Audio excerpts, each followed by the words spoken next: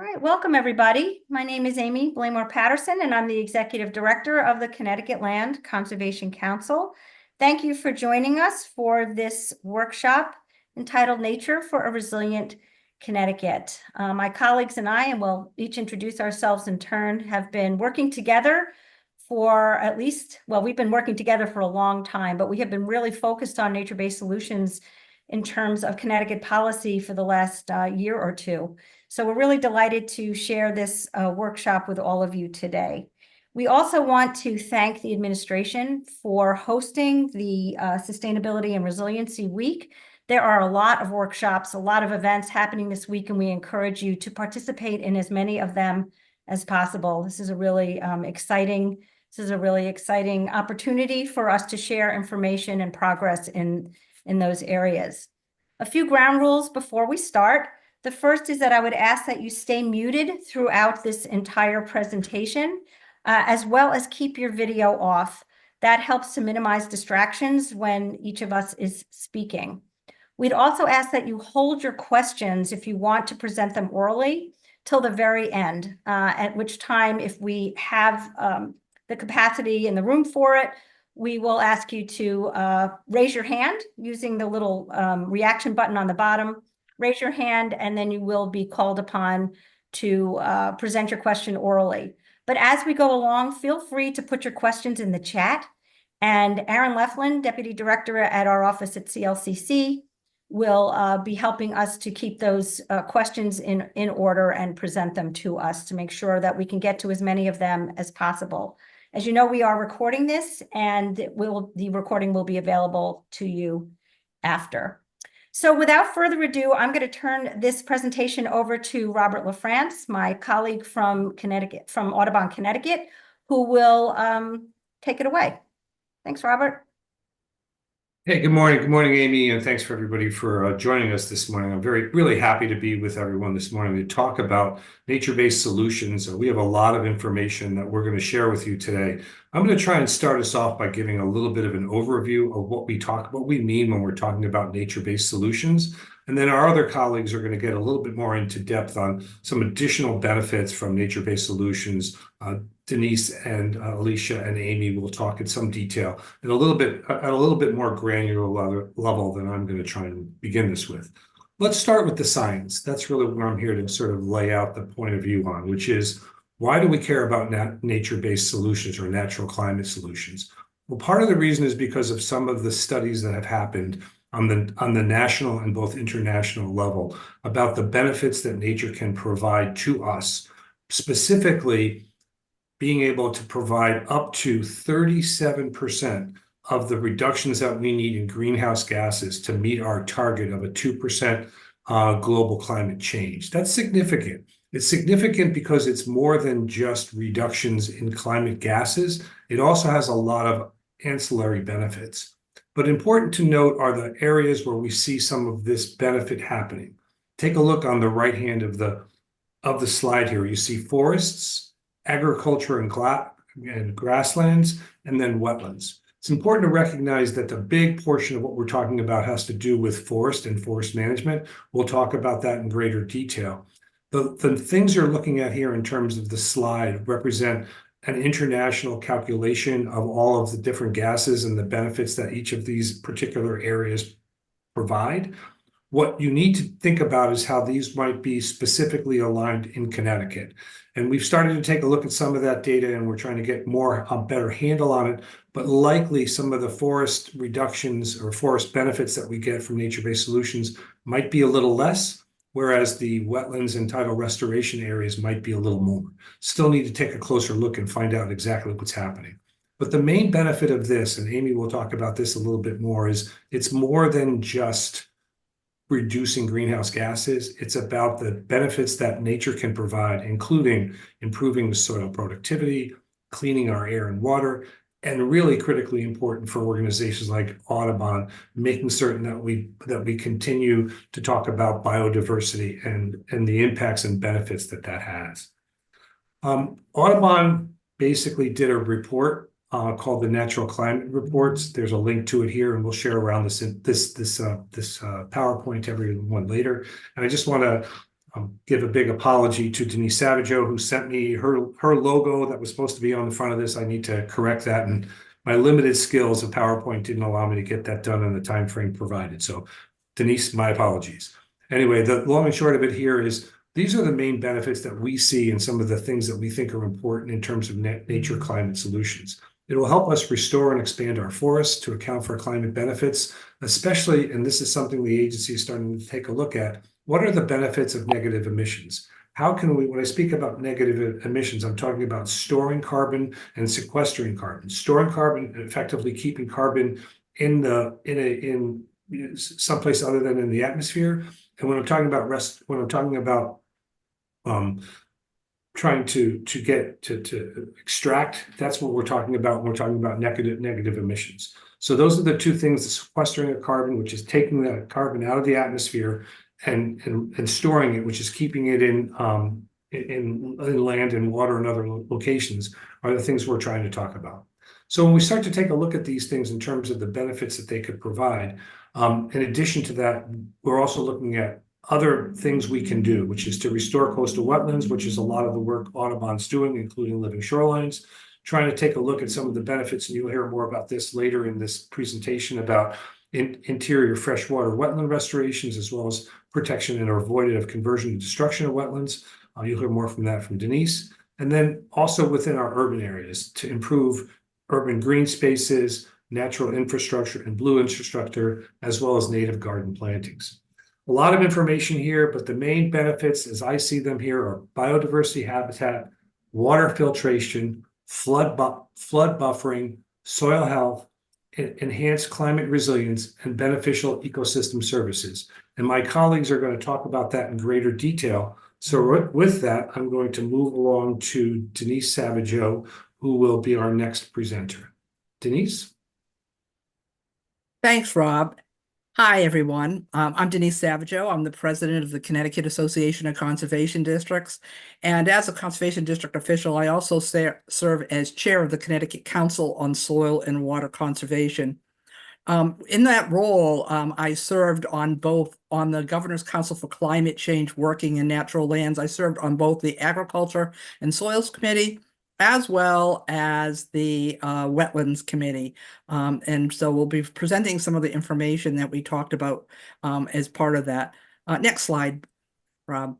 So one of the things we looked at, especially from the wetlands perspective, was looking at the importance of nature-based solutions. They supply effective mitigation and adaptation to climate change at a low cost. They maintain and restore biodiversity, and they provide multiple benefits, not just climate change resiliency, not just climate change mitigation. So when we're looking at this, it's nature-based solutions. That's our green infrastructure for healthy, resilient communities. Whether you're talking about inland wetlands, tidal wetlands, forests, soils, agricultural lands, these working in natural lands provide so many ecosystem services. Things like, food supply, medicines, regulating things like carbon sequestration and water purification. So a whole host of services. And this chart really looks at that. And when you look at these things like wetlands, you can see every single box is checked. Forest, every single box is checked. And soils, every single box is checked, with the exception of some cultural provisions, which actually fall into place when it's soils on agricultural lands. So next slide, Rob. The importance of these nature-based solutions when it comes to climate change and biodiversity is that there's an overlap. We have two crises at the same time. A lot of people talk about the climate change crisis, and they don't realize we have a biodiversity crisis that are happening at the same time, and one drives the other. Climate change is a major driver of biodiversity erosion, but loss of biodiversity and all those ecosystem services we just talked about also reduces our ability to mitigate and be adaptive to climate change. So we need to address both of these at the same time. And it's really important that we understand these interconnections. And that's why nature-based solutions are so important. Rob, next slide. Thank you. So I just want to quickly talk about mitigation versus adaptation, because a lot of times when we talk about climate change, The real focus is on mitigation, the energy piece of this, and this is reducing CO2 emissions. And that's really important. As Rob said, it's not just mitigation from a reduction of the use of CO2, but it's also carbon sequestration and carbon storage, which our nature-based solutions do. But beyond that, they're also part of our adaptation for planning for climate change. So whether we're talking about heat, drought, storm, sea level rise, nature-based solutions are really, really important from a climate change perspective. Next slide. So just quickly from Connecticut, and Yukon Circa put these out. Rising temperatures in Connecticut, what are we talking about? Rising temperatures, changes in precipitation. So we're expecting about an average increase of about 5 degrees Fahrenheit. That's really, really important. Everybody always goes like, what difference does a degree make? Well, what's the difference between 31 degrees and 32 degrees and 33 degrees? It's the difference between a snowstorm and a rainstorm, right?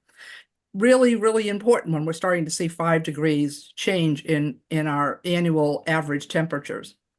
We're also expecting average precipitation to go up, which means we're going to have really, really intense storms with a lot of precipitation, but hot weather and summer droughts. So we've got this change happening all the time. Next slide, Rob.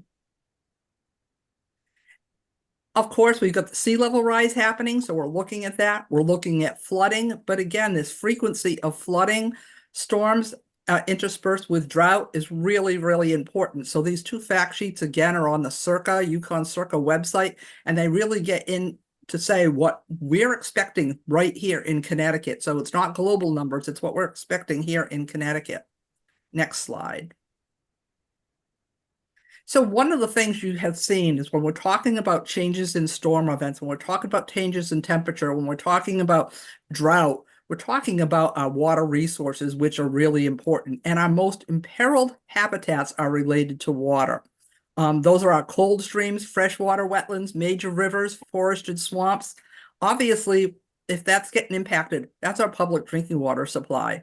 And then in the coastal area, our tidal marshes, open marine waters, beaches and dunes, offshore islands, all of these habitats are being threatened.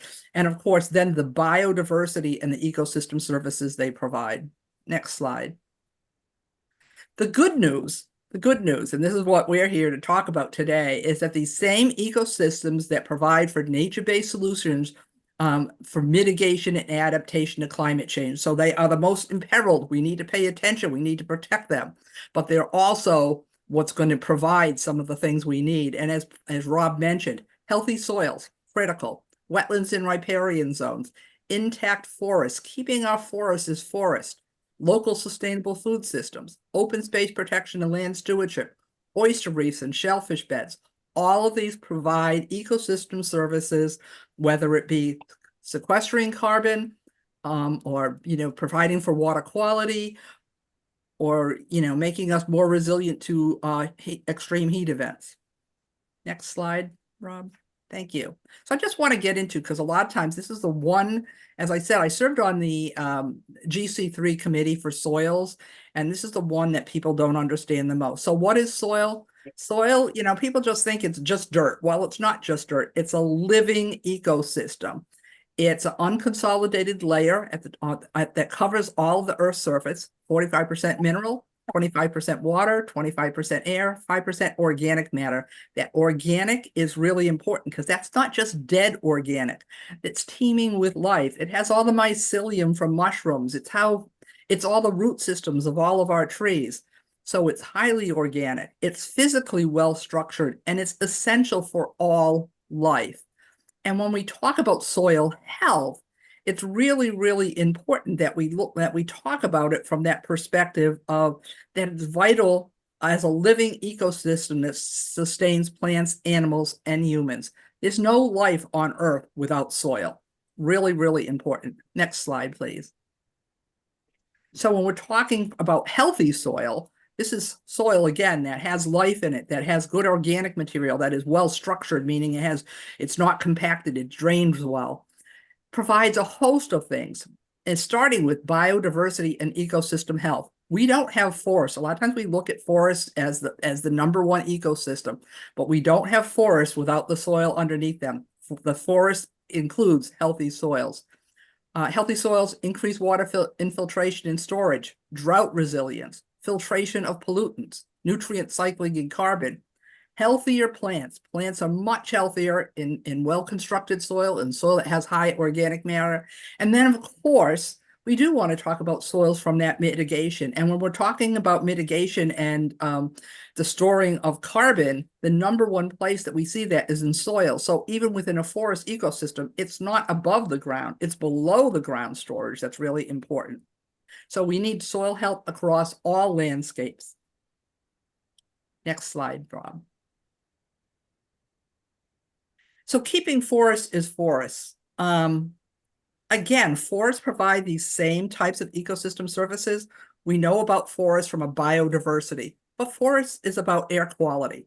It's about water quality and quantity, right? So forests, as an ecosystem, this is the forest, the trees, the vegetative layer, the soils, all provide for this. We know that if we want to have clean water, we need to have healthy forests. They're part of our food supply. We get a lot of food from different forest crops, whether it be nuts or fruit. Forests are part of what we eat. Climate moderation. This is when we're talking about heat island impacts, right? So when we're looking at that, we really need to talk about forests. Obviously, we think about forests from the wildlife habitat, but carbon sequestration is really also important, not just, again, in the wood, but in the soils.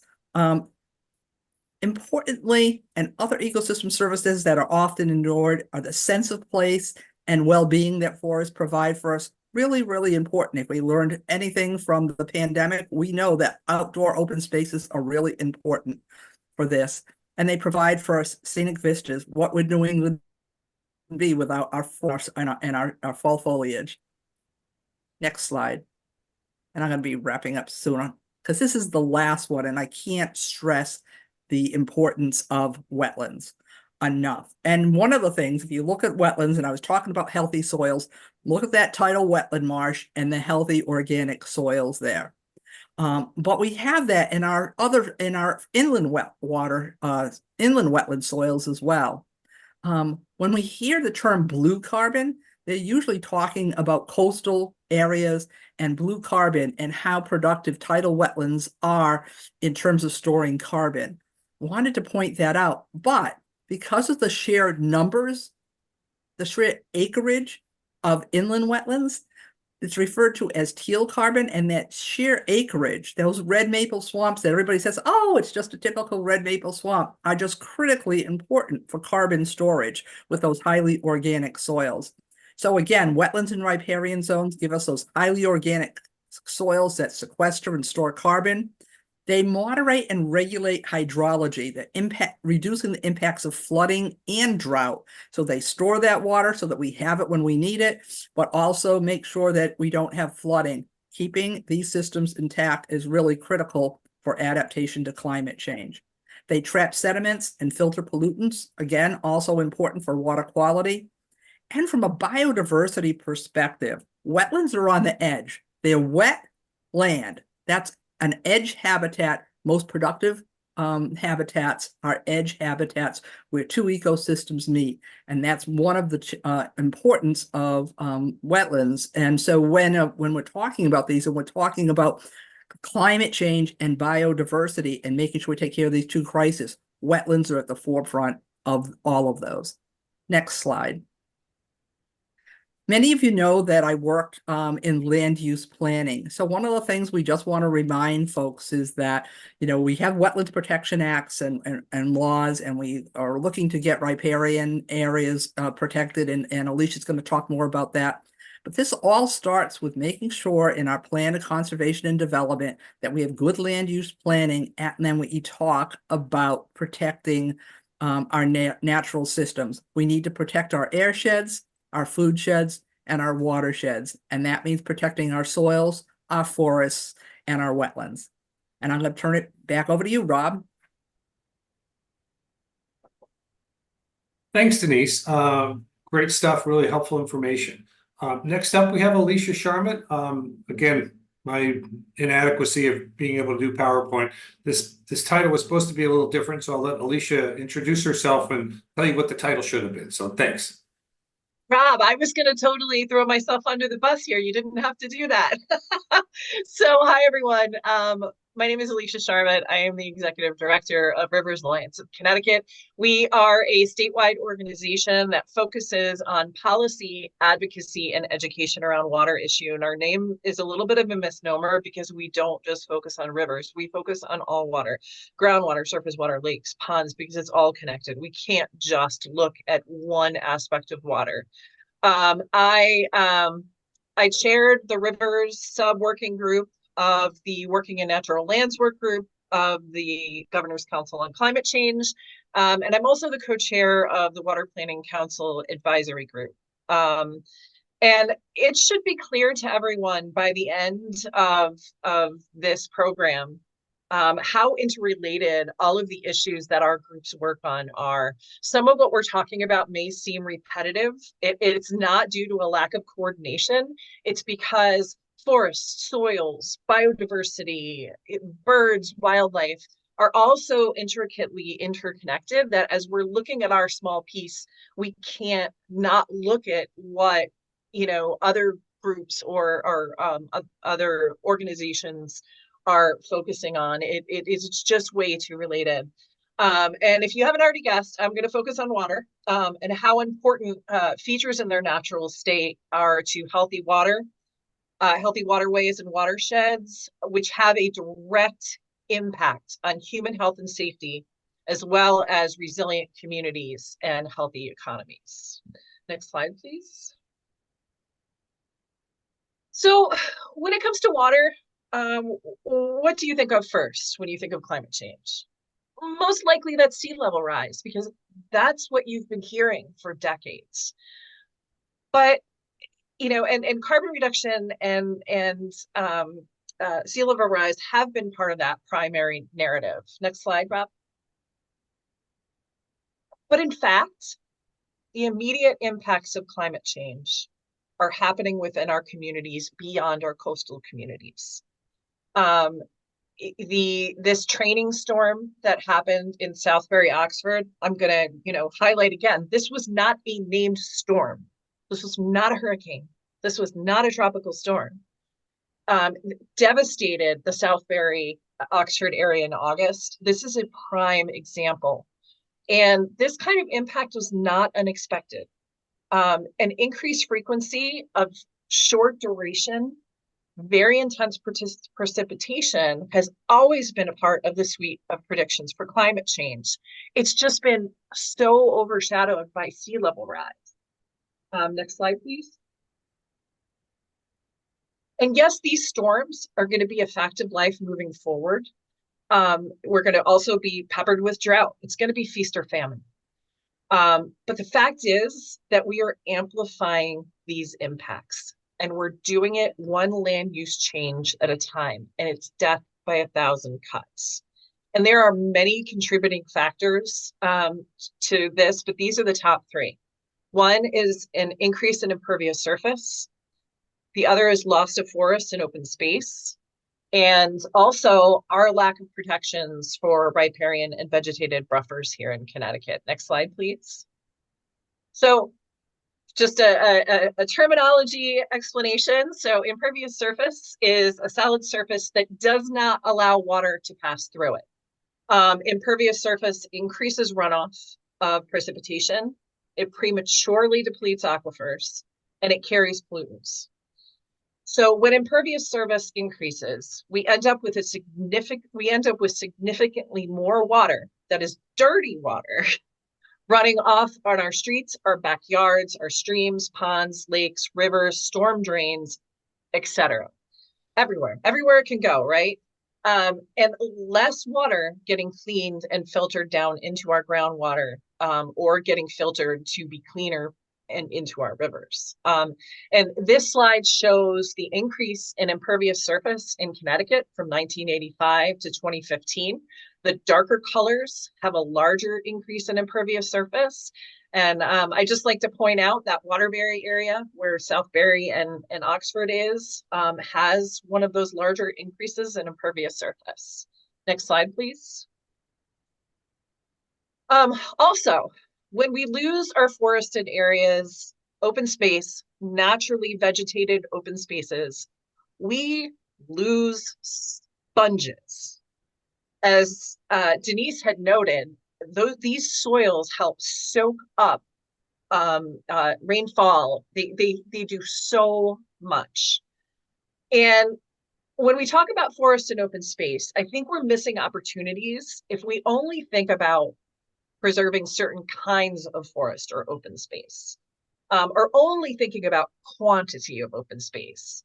Even that little half-acre tract of non-developed lands in a suburban neighborhood is acting as a sponge and soaking up stormwater that we're seeing in these really, really heavy rainstorms.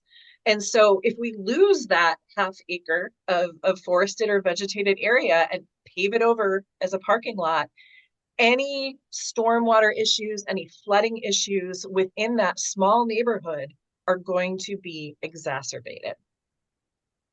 Next slide. Oh, just to note on the map, sorry. Just to note on the map, these are the forest changes by town from 1985 to 2015. The darker the color, the more forest that has been lost in that town. Go ahead, Rob, next slide. So last but not least, riparian buffers. Connecticut is the only state in Connecticut that does not have established buffer zones or any state law establishing minimum setback standards. This, I know it's hard to see, it's kind of small. This is from the Case for Riparian Corridor Protections, a fantastic report that came out of the Western Council of Governments. And as all of the other states in Connecticut, Maine, Massachusetts, New Hampshire, Rhode Island, and Vermont have some sort of standard. Connecticut does not. Next slide, please. And so to take a little bit of a step back, what is a riparian buffer? So when you have a stream channel or even a lake or a pond, the immediate area next to that channel or waterway is the riparian buffer. And the buffer is a part of, well, that area is the riparian area, and any vegetation or forested area is that riparian buffer. And that helps. Well, next slide, let's go to look in all of the things that riparian buffers do, because they do a lot.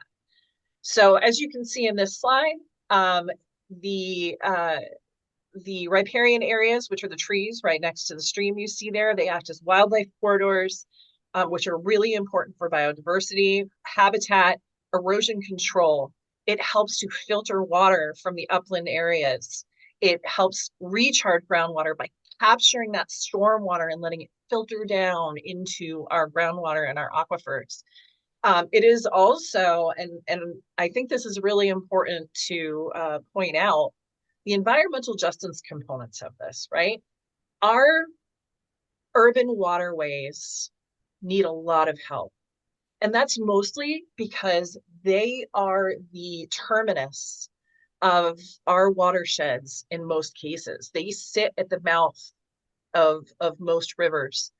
And anything that happens upland where we lose riparian buffer protections that decreases water quality, all of that ends up down in our urban waters, making those issues worse. And next slide, please. So this is just a really good example of how efficient and effective riparian buffers are. This was taken from the Bantam Lake watershed-based plan. And this shows the cost and amount of phosphorus reduced by various best management practices, which are sort of the suite of options we have to reduce nutrients in our water. Bantam Lake has issues with algal blooms.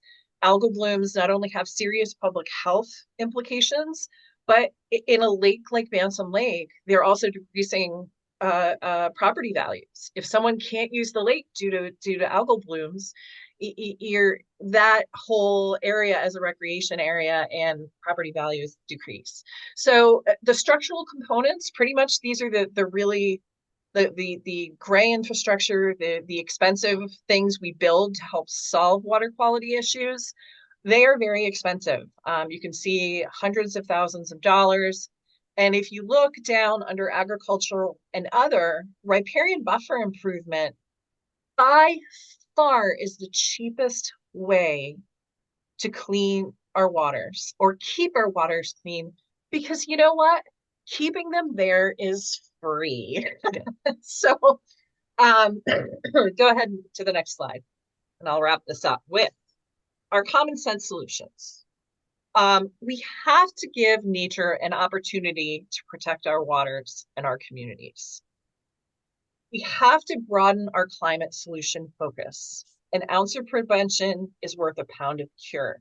And in this case, if we're only putting money toward fixing the problems and not putting a priority on preventing the problems by protecting our riparian buffers and a few of the other things I have here, we are going to continue to create problems faster than we can solve them. So we have to look when we are looking at all of these land use changes at the local level, because look, this is how we do things in Connecticut. It's not going to change, but we can change our mindset as to how we make those decisions. And we have to take vulnerability of downstream and downslope properties and communities into account in land use changes. Otherwise, we're going to see more and more of exacerbated devastation like we saw in Southbury and Oxford.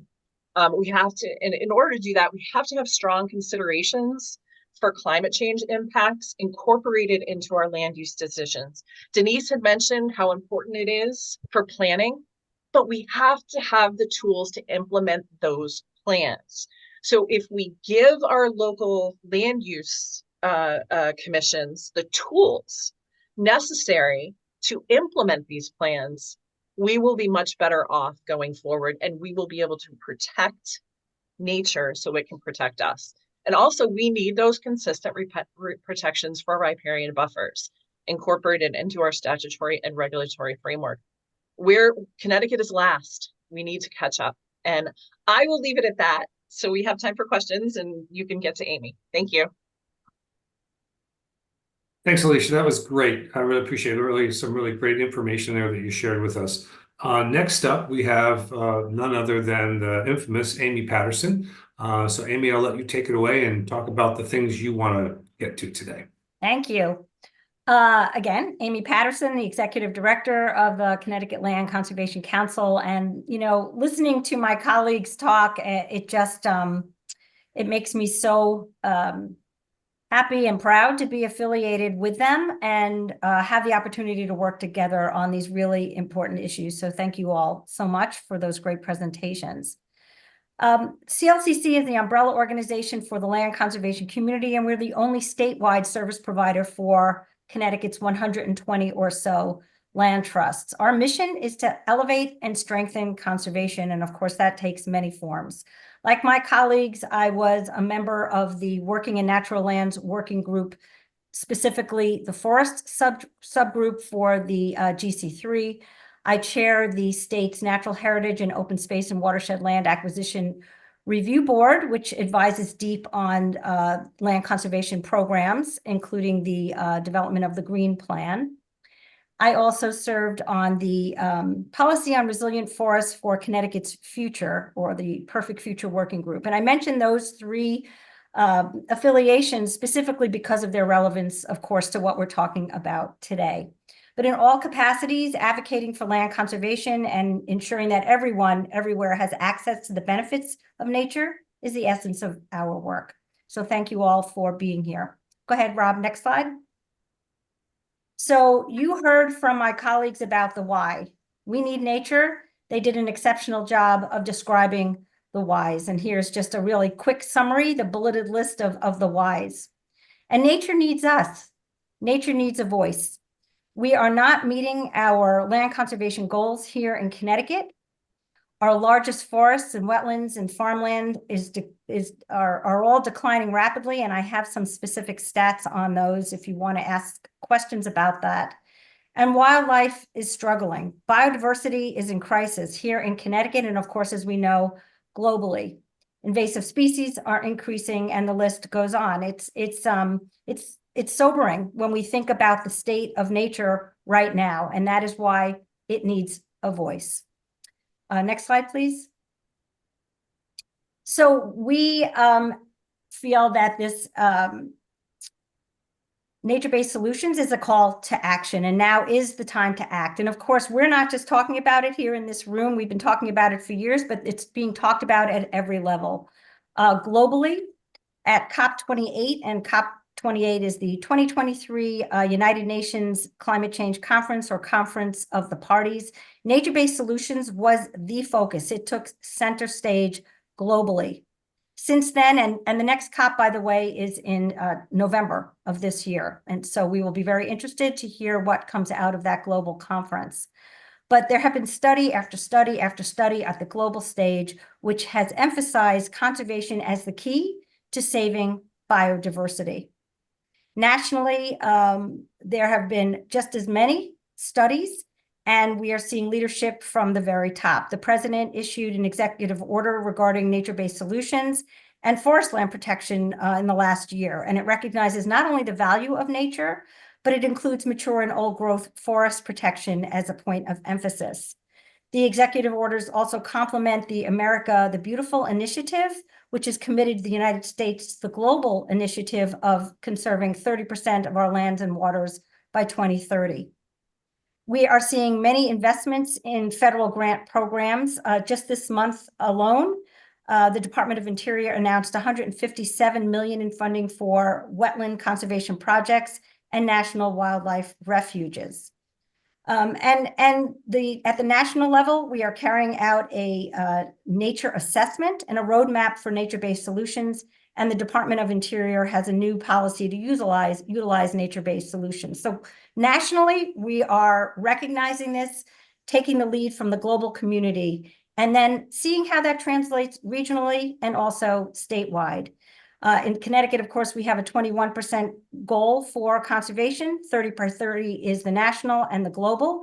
Regionally, the New England Wildlands and Woodlands had assigned an 80% goal for the region to be conserved by 2060. Other states are setting policy, and they are utilizing executive orders and statute to establish funding programs to prioritize nature-based solutions. Next slide. Oh, no, keep it there, Rob. Go back. Sorry.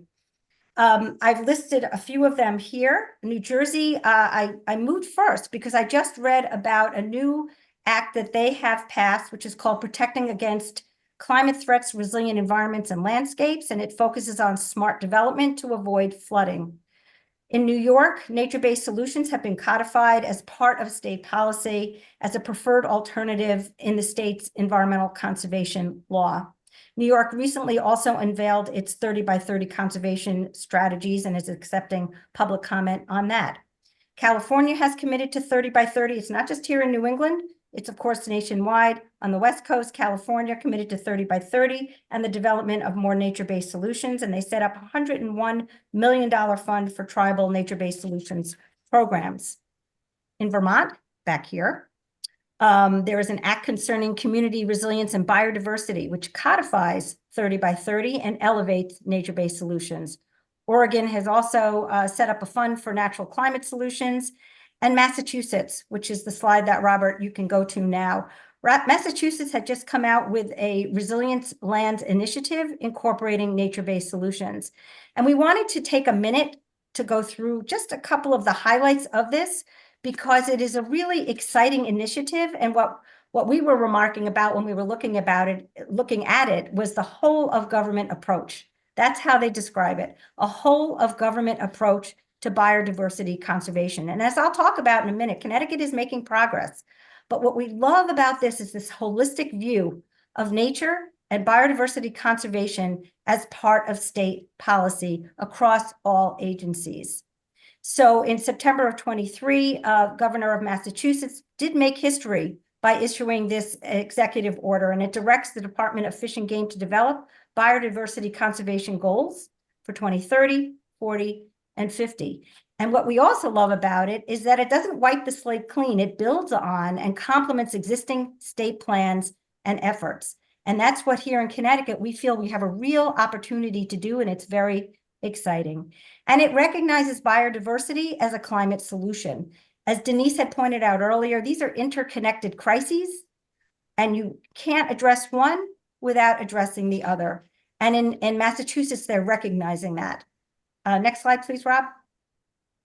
So this is how, and these slides all come from a PowerPoint presentation that the state of Massachusetts had provided as part of their public outreach in describing this executive order and all of the policies that are flowing from it.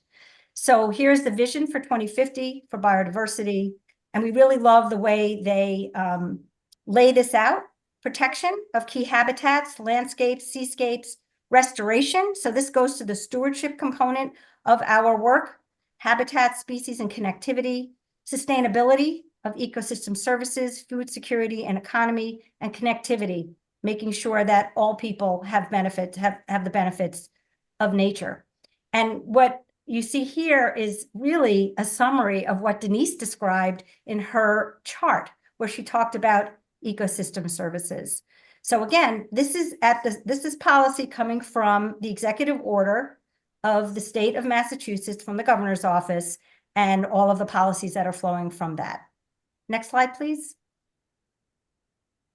And finally, again, we really just want you to see the points of emphasis here, and this is really the root of our nature-based solutions as captured by Denise and Alicea and Robert in their short presentations. But we are looking at protecting critical natural landscapes, looking at core habitats, and putting Massachusetts, and of course here in Connecticut, in the context of a global initiative to make sure we are conserving rare hotspots. And there's a lot of research coming out about how efficient it can be when we are really strategizing about where to conserve, making sure we're hitting those hotspots from the very local level right up to the international level to really help address this biodiversity and climate crisis. Next slide. So let's look at Connecticut's calls to action. We have years, not decades, to act, and Connecticut is really in a position to lead. We can go back to actually 2020 with the governor's executive order back then. It was 20 I can't even remember now the number, but we start back in 2020, which set up the whole GC3 system. But in pursuant to 21-3, Executive Order 21-3, the Governor's Council on Climate Change Phase 1 report was issued, and it is multifaceted. It takes into account all of the subgroup reports, including those related to natural and working lands. We have a forest action plan, a wildlife action plan. Wildlife action plan is still in draft. I mentioned the Perfect Future Working Group report focused on forests. We have the Green Plan, or the Comprehensive Open Space Acquisition Strategy, that is just in its earliest stages of revision. The state's Conservation and Development Plan was just finalized. Municipal POCDs, or Plans of Conservation and Development, our councils of government. We have so many entities in Connecticut, so many reports in Connecticut that are either in place, under review, or moving forward in a planning stage. So we have tremendous opportunity here right now to embrace nature-based solutions by way of policy priority. You can go to the next slide. All of those are ripe for implementation, and there's a lot of discretionary language in our state plans, particularly in the Phase 1 report, meaning there's a lot of may, there's a lot of the words encourage. What we'd like to see are changes by way of taking those recommendations and putting them into policy and making them more prescriptive. Change those mays to shall, change those encourage to also shall, making them more prescriptive, mandates, in other words. So we have seen some progress, as I mentioned, not only in taking those reports, but putting them into action.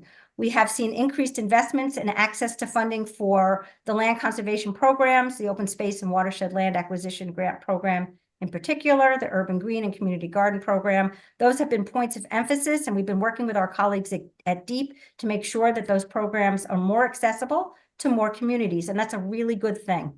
We have a strong urban forestry effort going on right now, coastal resilience grants and revolving loans, and I've referenced the bill numbers from this past session that established that revolving loan program. We have a remediation grant program, and I referenced that because when we can remediate some of these sites and turn them back to and restore them back to nature, then we are enhancing our nature-based solutions. And riparian buffers, which Alicea had spoken about, HB 5222 strengthened the funding availability for riparian buffers. But we have to also acknowledge our setbacks. There were two major climate bills that we were advocating strongly for passage of in this last legislative session. HB 5004, which was the Climate Protection Act. It had multiple provisions in there, but Section 21 was the section where nature-based solutions were elevated and prioritized. And unfortunately, that bill did not make it for a vote in the Senate. It passed the House, but didn't get a vote in the Senate, so it died. SB 11 was the governor's bill on climate preparedness, and that had a real strong municipal focus to it. It really goes to a lot of what Denise was talking about, and the first 9 sections of that bill gave towns the opportunity to establish resiliency improvement districts. And we were really excited to see in Section 10 a prioritization of projects that integrated nature-based solutions. But unfortunately, that bill did not get a vote at all. It didn't get to the Senate, and so it died before even being considered by either chamber.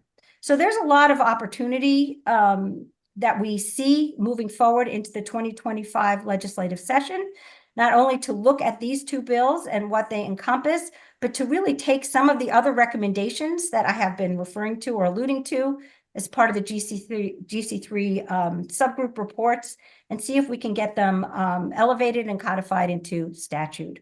We believe that Connecticut needs a policy statement and a coordinated and comprehensive initiative to prioritize and elevate nature-based solutions. There is a lot going on in Connecticut. We have a lot to be happy about in terms of the progress that we're making, but it needs to be coordinated and it needs to be, like in Massachusetts, elevated so that it is an initiative. It is really focused on as a top priority as part of the state's overall environmental and climate and natural nature-based solution policy. Next slide. Thank you. And I think that is all I have. Robert, I don't know if you want to do any summation and we can then take some questions. So I didn't have a summation. I was hoping we would just go right to questions, Q&A. What I'm going to do here is I'm going to stop the share. I'm going to encourage folks to put on their cameras. If you have a question, you'd like to say it orally, that'd be great. We could also have an opportunity to put something in the chat if that's what people prefer. So I'm going to end this now in terms of the PowerPoint, and then we can have a dialogue in a room with everyone joining us. And if you raise your hand, I'll call on you and you can ask a question. And if it's not apparent who would answer the question, I'll try and direct it to the right person. So with that, I'll stop the share and encourage folks, if they're so inclined, to get back on camera. I can't believe that I'm actually seeing someone who I haven't seen in forever, Mr. Dunbar up in the corner. Good to see you, Mr. Dunbar. And I just wanted to ask anybody if they have any questions. I might put Mr. Dunbar on the chopping block here and ask him if he wouldn't mind kicking us off with a question. Well, Lee, you can take a breather and just consider a question. Robert, there is one question and it's kind of overarching from Louise in the chat. And she asks, what is the best way to get a coordinated and comprehensive initiative to prioritize nature-based solutions? Louise, go ahead and come back on screen. I saw you for a second and unmute yourself. It's a small enough group where you can pose this question in whatever way you want. It's just frustrating. You know, I know enough about Connecticut history. I don't know a ton, but I know that we have been leaders on a lot of these issues in the past. And I guess I don't understand what's happening right now. Why aren't we moving forward? And I just wondered your thoughts on, well, first of all, what would be the best way to move forward on a policy statement and a coordinated and comprehensive initiative to prioritize? Does that mean we need to pass a bill, or is this something that could come from the governor's office? What are you seeing as like the way to do that? Can I just start off? And I know everybody has an opinion about this, and just one thing that comes to mind, Louise, is we really have to find a balance between solutions for climate change on the energy side and carbon reduction with solutions that these nature-based solutions that protect us from the impacts of climate change. Because right now, the focus from the statewide focus has been very heavily weighted. Well, I guess if it's weighted, it's on this side. Very heavily weighted on focusing solely on carbon reduction and meeting clean energy goals, which is so important. But we need to find that balance so that we are not killing the earth to save the planet, right? And so I'm going to leave it at that because I know other people have thoughts, and Amy, you probably, and Denise both have something, but that is my initial thought. Go ahead, Denise, and then I'll chime in. Yeah, I'll jump in. I think there's two things going on. And one has to do with, I think they think that the nature stuff has been taken care of. We have some environmental laws, and that, you know, for example, wetlands protection and whatever. I think some folks think it's taken care of, and that we don't need to keep focusing on this. And we do need to keep focusing on it. We need to make sure that those laws are in place. So when you ask the question, would it be through legislation? I'm going to say we need legislation that does two things. We need the regulatory piece, but we also need it for funding and for prioritization.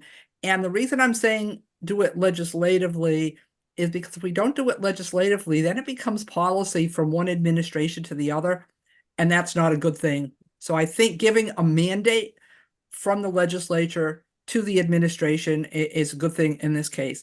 And then I'm just going to bring up one other issue. And we are seeing a backlash on environmental protection when it comes to the basically blaming environmental regulations and land use regulations for a sluggish economic growth, whether it be housing, affordable housing, or whatever. And so rather than looking at all of the ecosystem services that we're providing, you know, they want to, you know, everybody talks about they want to take care of flooding. And if you want to talk about impacting your economics of a town or of a business, let's have some flooding. But they don't see that. They are looking at the regulatory process only as it impacts you know, the direct cost to a developer, but not the externalities. So we don't really take the externalities into play. So we really need to be focusing. There's a reason we put a Wetlands Act in the first place. There's a reason we fund open space preservation, but we're not where we need to go. And you know, I think we need to push back against that backlash and basically say we can have strong economic growth as well as environmental protection. They're not mutually exclusive. Amy, you want to go, and then I have a couple comments as well. Yeah, just to build off of what Denise and Alicea have said. I mean, I've been jotting down some notes myself, and you know, I agree. Certainly from a regulatory standpoint, it's important that our regulations, our regulatory system is strong. We do need to codify this as part of statute because, as Denise said, this makes sure that from one administration to the other, that mandate is on the books. And the word mandate is really important. And when I was saying may versus shall, you know, and I was fumbling for the word prescriptive, but that's really what I was looking for. We need to make this, we need to elevate this to the point where it has to be done. Not that it would be nice to be done, but that it has to be done. So I think from the policy standpoint, and it would be great for it to come right from the governor's office as it did in Massachusetts, to have an executive order that really sets the stage, as we have in Connecticut for climate change, when we have the Governor's Council on Climate Change and all the great things that have flowed from that, at least in terms of reports, and certainly now in terms of the progress that we're seeing with these programs, including grant funding and now some loans. The other point I wanted to mention was two others. The second is on looking at DEEP in particular and making sure that the agency has the resources that it needs to enforce regulations and to really be able to stand by the programs that they're being asked to and entrusted to run. And so if we want to elevate nature-based solutions, then we need to make sure that the agency that is empowered and responsible for taking care of nature has the resources that it needs to do that. So it has to be a priority. There has to be the resources then to make sure that we're doing the work, that the agency can do the work. And then finally, something else that came to mind when I read your question is the word coordination. And that's why I go back to the Massachusetts program, because it's that whole of government approach. It's making sure that nature is not seen as this isolated issue. Nature is embedded, nature-based solutions are embedded in everything that we do as part of state policy, that all agencies are looking at it and they are incorporating it as part of their own policies and their own regulatory structure. And again, that takes coordination. And I think, we're seeing better coordination within DEEP. We're seeing better coordination between DEEP and other agencies, but we need to ramp that up. And that's when we say coordination, it has to be comprehensive, coordinated, and efficient. Thanks, Amy. I just want to add two other points that I think one of the things you hear us talking about is the concept of an initiative. When you start to take a look at nature-based solutions, it's not like you can just pull them off of the shelf and know what the answers are going to be. Some of these require some additional analysis, planning, and quite frankly, protection that may not be apparent in that you might see in a regulatory format. So codifying the concept of an initiative, I think, is the next logical step to be able to get this on the books in a way that gives some flexibility to the agency and to people who are trying to do nature-based solutions in a way that's flexible enough for them to actually implement them and get the benefits that we've discussed today. The second thing I think is really important is that this is a bipartisan approach. I've talked to many legislators about this on both sides of the aisle, and I found that many of my members of the Republican caucus, as well as many Democratic folks, are really interested in this concept. They're interested in the idea of using nature to help us solve the problems because it does something that's important to both sides. It improves people in Connecticut's quality of life. And that quality of life is something that everybody who's an elected official tends to say is a really important element of what we want to do. So I think that the value of nature-based solutions, whether it's by governor's executive order or by policy established by the General Assembly, I'm satisfied if either one gets accomplished, but one of them needs to get accomplished. And that goes to Amy's point, and I think all of us panelists' point of codifying this in a way that prioritizes it. And with that, I have a couple of more questions, I think, in the chat. The first one, and Lee Dunbar, when you want to raise your hand and have a question, I'm happy to acknowledge you because I haven't seen you in a long time. And you were sort of next up in the hopper. But we have a couple of other questions that we can get to as well.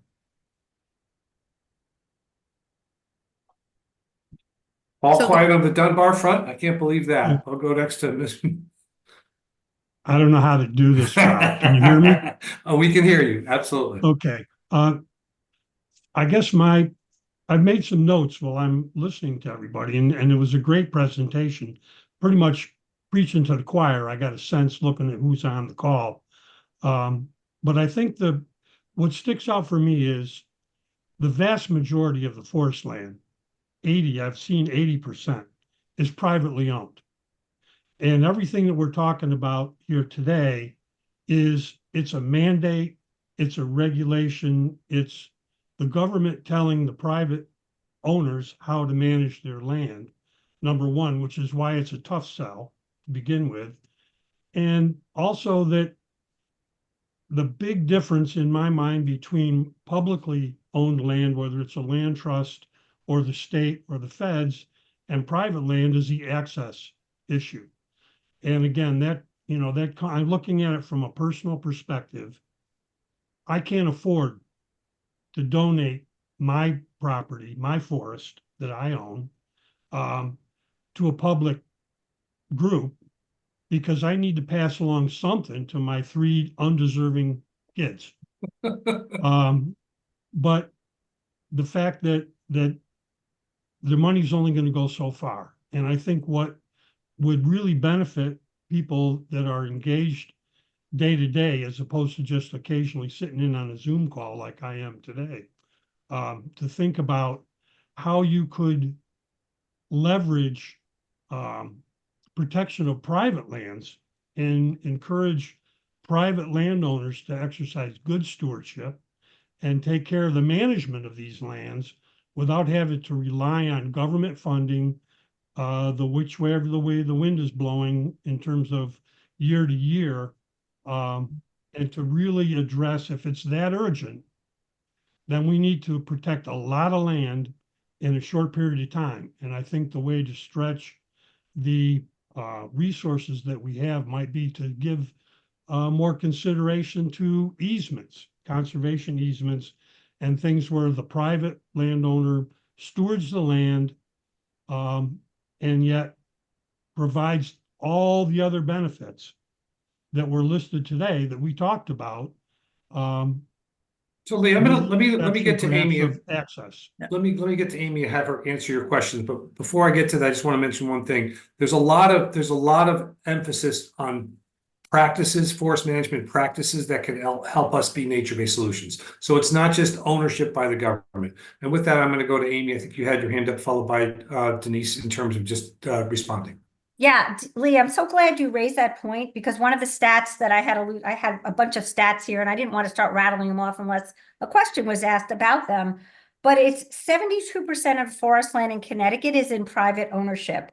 And 61% of Connecticut, or maybe now it's, you had said 70, but 61% was the last number I had in Connecticut is identified as forest. So we have a lot of forest. And most of it is in private hands, as you said. The good news is that the easement dollars are there. They are flowing from NRCS and they are flowing from U.S. Fish and Wildlife Service, but they're also flowing from the Forest Service. So there's a lot of federal dollars flowing into Connecticut, both directly from the federal government, but also as pass-through to the state programs that will allow landowners to keep their land and protect it through an easement that would then be there for perpetuity. So there's that one issue. But as Robert said as well, and I think Denise will probably comment on this, there are a lot of dollars right now focused on land stewardship as well. CLCC received a grant from the State Department of Agriculture for climate smart forest land, for climate smart land stewardship, which is in our case mostly focusing on forest land, but also ag land held and managed by land trusts. But there are lots of programs that will go to other private land owners benefit. So there's a lot out there. And you know, you as somebody who has conserved some land and knows about the federal programs, just know that the dollar values there have gone up tremendously. That money is there. So private landowners can take those steps and get paid for it. Denise. Yeah. So, you know, Amy talked about the NRCS and other federal easement programs, and most of those for private landowners do not have access issues with them. They recognize that these are working lands. They're treated much like agricultural lands. They don't require access, unlike if some other types of programs. So that's one thing. But I also want to talk just about the stewardship piece of this and being able to put practices on your land. We're working very closely. The Connecticut Council on Soil and Water Conservation is working very closely with our DEEP Forestry Division. They are applying and have applied for great funding from U.S. Forest Service to work with private landowners. One, training technical service providers that can work with private landowners and paying for that. but then also paying for the match. So as you know, if you apply for NRCS for dollars, it's usually a 75-25% match. Where's the landowner come up with 25% match, right? And we're actually applying for some dollars so that we will be able to fund that match. And so 100% of the cost of implementing the conservation practices for a forest management plan would be paid for. So we're in the process of getting those dollars in place, getting that program in place. There's dollars. We're very aware that there's a big need out there. So thank you for bringing that up, because, you know, we are not going to protect all of the land from a, you know, through a land trust or other acquisition program, but easements and appropriate stewardship is really, really important. And we need to be working with the private landowners. So when I'm talking about programs, there is a regulatory program we need to be talking about, but we need the government to give us dollars, you know, provide the state, the match dollars. There's other things that the government can do from a legislative perspective. It's not just regulatory. It is about telling us how to do planning and some other types of things, and making sure that we're having these real discussions. So, and we'll make sure we bring that up, because it really, what you brought up is really, really important. Thanks. Denise, that's great answer. And Alicea, I want to give you a shot at this as well. Sure. So speaking of appropriate stewardship, and Lee, I know you were talking about privately owned forested lands, but I also just want to address the opportunities that Connecticut has for stewarding the lands that fall under its own ownership across agencies. So a good example is right now, there are a lot of tracts of land that were set aside by the Department of Transportation.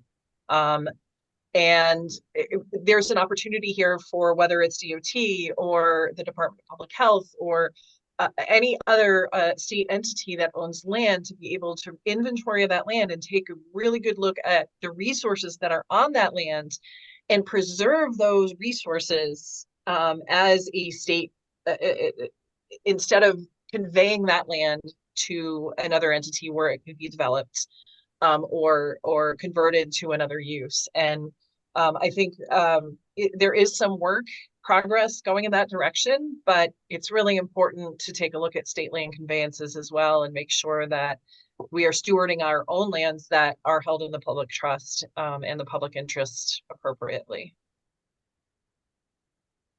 Thanks, Alicea. Very much appreciated. Great question, Lee. Got a lot of good answers for you there. When you take a look at the PowerPoint we sent around, take a look at the research that was done. I think you'll find some really interesting elements in terms of how forest land can be protected and some of the ways they talk about in that are nature-based solutions.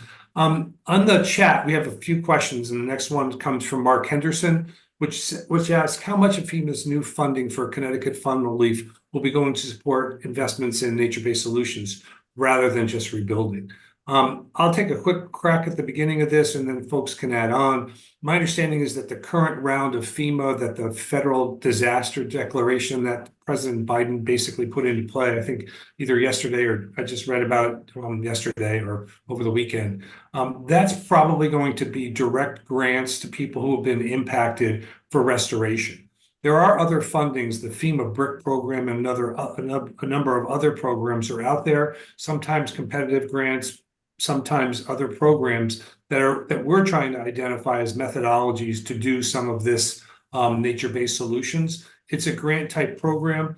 The FEMA BRIC program, unfortunately, is very large in terms of some of what they give out in terms of dollars. Sometimes a smaller state like Connecticut has a little bit of a difficult time competing against the Texases and Californias and Floridas of the world for those kind of grants. But it's a really good question, and I think it's something all of us on this panel think about regularly, which is how do we get federal dollars into Connecticut to leverage them? I think we've seen some really positive things happening at the state level. And again, I think Denise and some of the work she's done with NRCS and with other folks has been really powerful. I think all of us are trying to do that given the sort of plethora of federal dollars coming out in a variety of different ways. But in order to get them, you got to apply for them. And in order to apply for them, you have to have the resources and staff to be able to do that. Anybody else want to comment on the FEMA question? Yeah, I'm going to be really quick. just to say that I think we really need to get beyond that mindset of funding being only applied to gray infrastructure and solving problems. And it really is just a matter of, from the state to the federal levels of getting people to really think about investing in nature, because right now we only think about investing in man-made engineered projects. Yeah, I was going to say, in terms of the FEMA funding, and I ran the program when I worked for a local municipality following Superstorm Sandy, so I'm pretty familiar with the process. And you're correct in assuming that a lot of the dollar is going to go to restoration work right now, and that's because the need. One of the challenges with the way we fund FEMA and we fund disasters is that we bring money into an area, and obviously there's a lot of restoration work, but it doesn't get into the hazard mitigation. There is hazard mitigation money, and as Robert said, the BRIC now does that, and that does allow for nature-based solutions, which it didn't before, but does now. And I think that you're going to see more of that. That said, I always remind our federal legislators that FEMA is not the only agency that gets involved when we're talking about disaster resilience and or recovery. USDA, Rural Development, USDA, NRCS, Natural Resource Conservation Service, there's a whole host of agencies that have programs that not only respond to disasters, but are aimed at doing this. And I think we need to make sure that we're paying attention to those other types of funding that can come into the state. And it's one of the things that we're going to be talking about. Matter of fact, the state conservationist brought this up.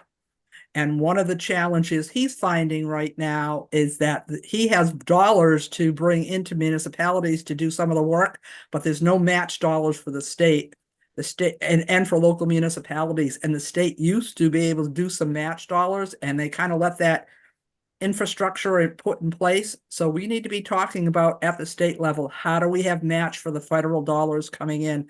It's a real deterrent right now and a real problem for municipalities. So that's one of the things we're going to be looking at. And actually the Connecticut Council on Soil and Water Conservation, this was brought up, and we're going to be sending a letter to the governor and to the key legislators on this issue, that we need to be talking about matching federal dollars from this disaster perspective, but not just disaster response, but from the mitigation, the pre-planning for disasters, basically the nature-based solutions and taking care of those ahead of time.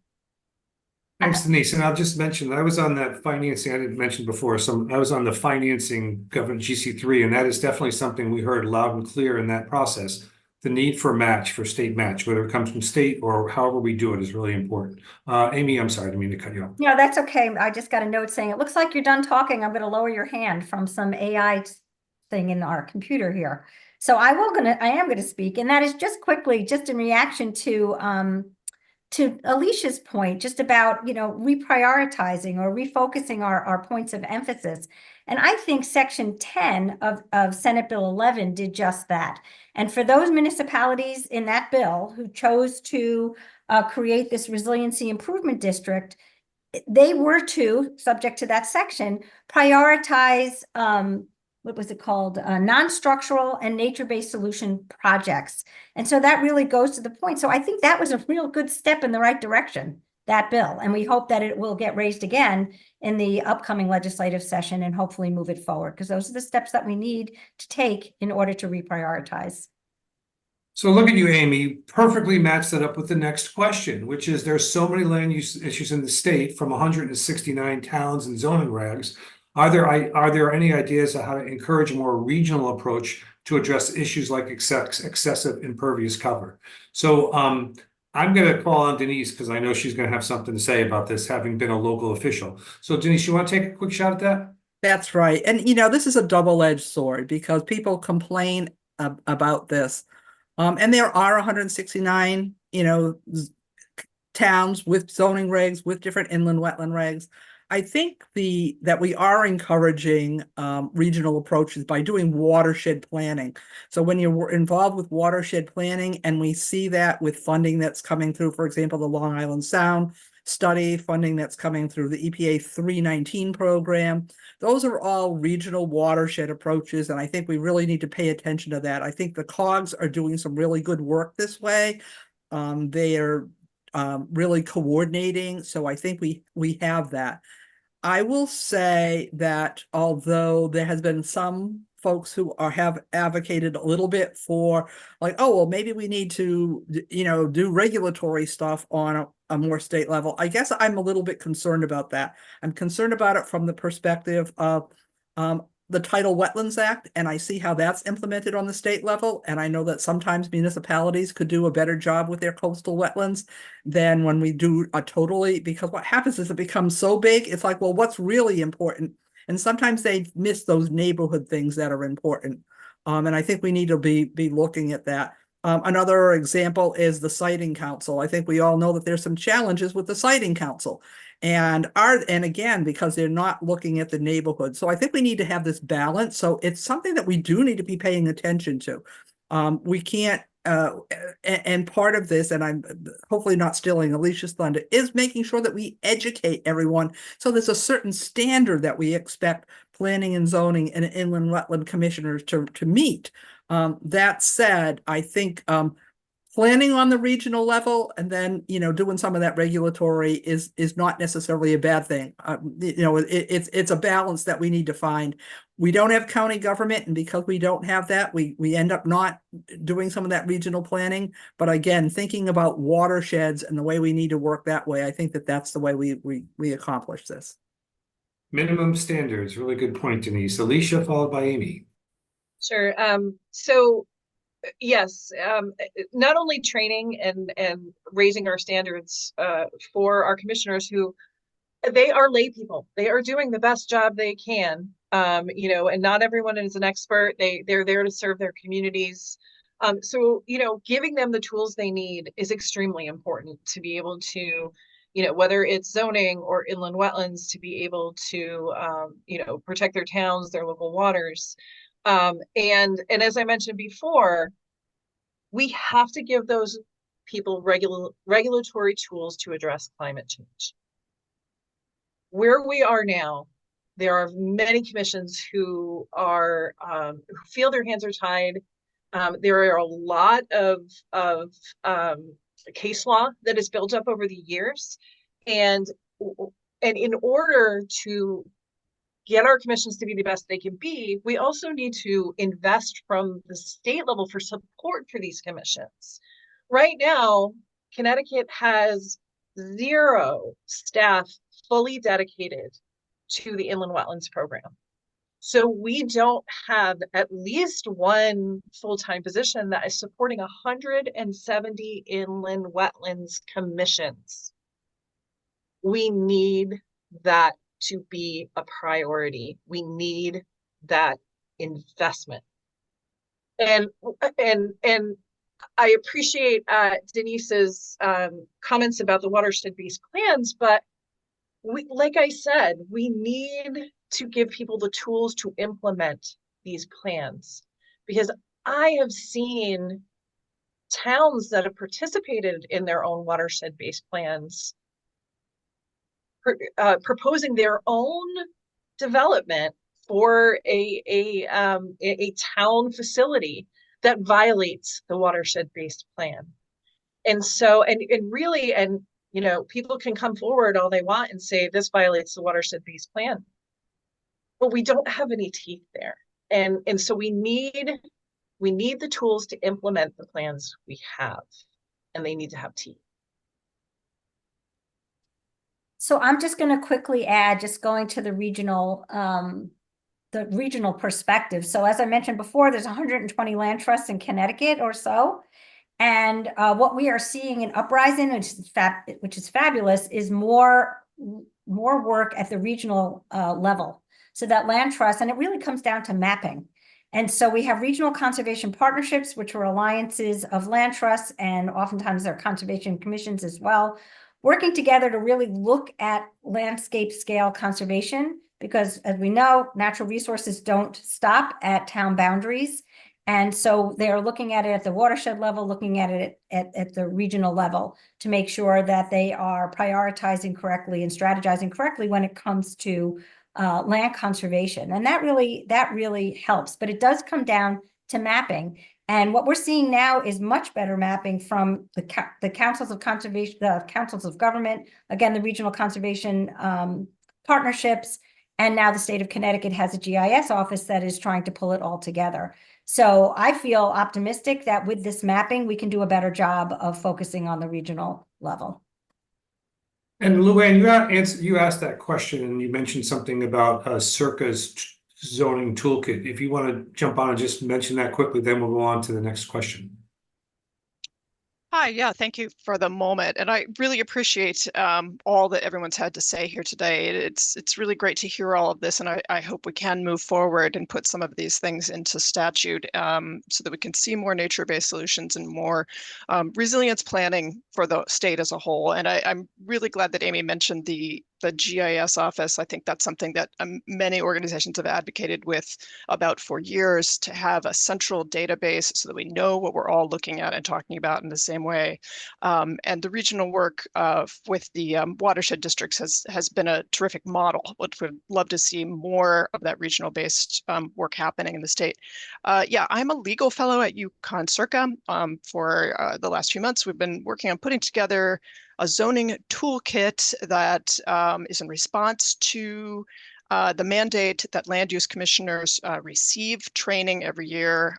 We have online training available that can be accessed by people in their own time that will serve as for 1 hour of the 4 hours of mandated training. It focuses on ways to use existing zoning authority to encourage climate resilience. So how to encourage more vegetative management regulation, looking at ways to address heat. Urban heat is a big thing, ways to use zoning to address flooding as possible, because our thought at Circa is you have to use all the tools available. So while zoning is a forward-looking thing, it's not going to fix today's problem. It's a way to think about how we can make our future zoning be more climate friendly and climate resilient in conjunction with all the other types of municipal and state level tools that we have. If we use all these things together and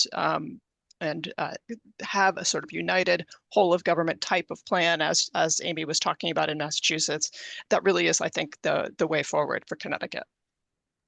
So thank you for that. I'm going to move on to Randy Walker's question, which is the new state stormwater management plan in sync with nature-based solutions efforts? And given we need development to handle growing population, is new stormwater management plan, are they recommendations enough? And I'm going to pass that to Denise first. Yeah, so I think that we've made big strides in the way that the management plan is now set up. As some of you know, the original stormwater management plan that came out had the low impact development work, which really gets into your nature-based solutions, avoidance of impact in the first place, as an appendix. That has now been moved to the forefront, and planning and zoning, and we probably need to train people on how to use this.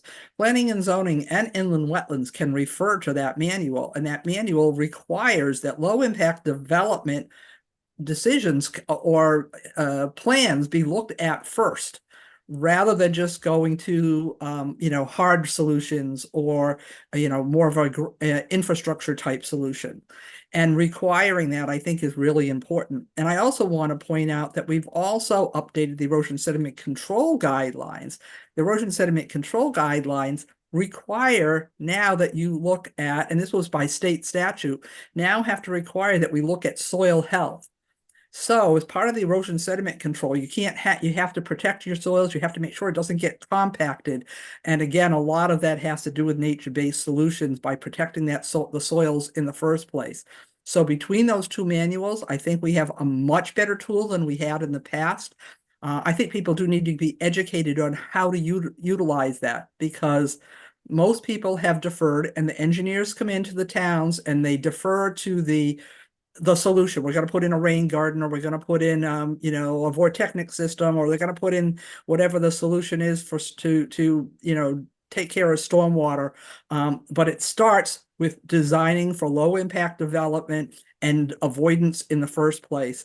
And really, we should be utilizing that tool as part of the regulatory process and to reinforce the regulatory process. This is Randy. Thanks, Denise, for that response. I agree with you. I think the stormwater management plan is a great step forward. My concern a little bit is typically regulations trail need. And so I've seen, quote, developers, engineers come in, even with the old plan and the new one, and will state professionally that they comply with the standards when they don't. And the local volunteers who are sitting there trying to evaluate are having to decide between a group such as Watershed Association, Trout Unlimited, other groups that represent and bring data to the table that is factual, that is based on best practice, but that's not acceptable because they're not a professional engineer. And yet I wonder how professional engineers can remain certified if they misrepresent their designs complying with standards that the state has set. And it kind of goes back to what Alicea said, where's the teeth? I keep arguing with people that somehow we need to change the standards because local governments and the town council will say, you don't want to go anywhere outside the dotted line. So even on wetlands, if the dotted line says past this point's wetlands, above it isn't, but you don't do the best practices outside of that wetlands mark, you're still impacting the wetlands. And to me, it's frustrating to see the process and inland wetlands commissions and conservation commissions being ignored because they're not really mandated like economic development is. Yeah, and that's why I stressed at the beginning, putting it in your plan of conservation and development, because then you can hold planning and zoning to that standard. If it gets into the plan of conservation and development that you will do certain things, then when it comes to the regulatory, so if a wetlands agency makes a stand or a conservation commission, which is not regulatory, but makes a recommendation, but they're pointing to the POCD, then planning and zoning is like, oh, we need to be looking at that. So I think that that's really important. And then I think, particularly from the stormwater management perspective, there is certainly the engineering piece of that. But that, again, all of the towns that have to have an MS4 permit, it basically says in that MS4 permit, there's two steps. One is to look at updating your inland wetlands and your planning and zoning regulations to comply. And so that's the first step, that with the new manual, how do you make those regulations work from a stormwater management perspective? So put it in the POCD.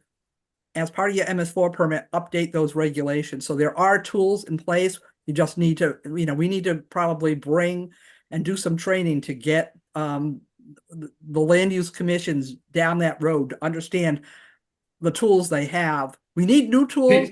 Me and Alicea are fighting for them all the time, but they have tools that they don't use. Denise, I don't mean to cut you off, but I no. think we're running up against the clock here, and I think we've provided a lot of really helpful information. I want to thank everybody who's joined us today, particularly Denise Savageau, Alicea Charamut, and Amy Paterson, for their great and insightful comments, as well as their wonderful presentations. I think they did a great job. I want to thank everybody for joining us. This will be recorded. It is recorded. I will be updating the PowerPoint to make certain that's available in PDF, and I'll send that along to the folks at OPM who've been organizing this. I want to thank everybody for coming today, and I'll give each of us a quick sort of sign off, if you like, starting with, and we'll go in reverse order. Amy, Alicea, and then Denise. Quick sign off. Just want to thank everybody for coming, and look forward to following up with you as we approach the legislative session. Thanks, everyone. Yeah, just thank you everyone for coming. And with that, we're going to call it a wrap. Thanks all. Appreciate it.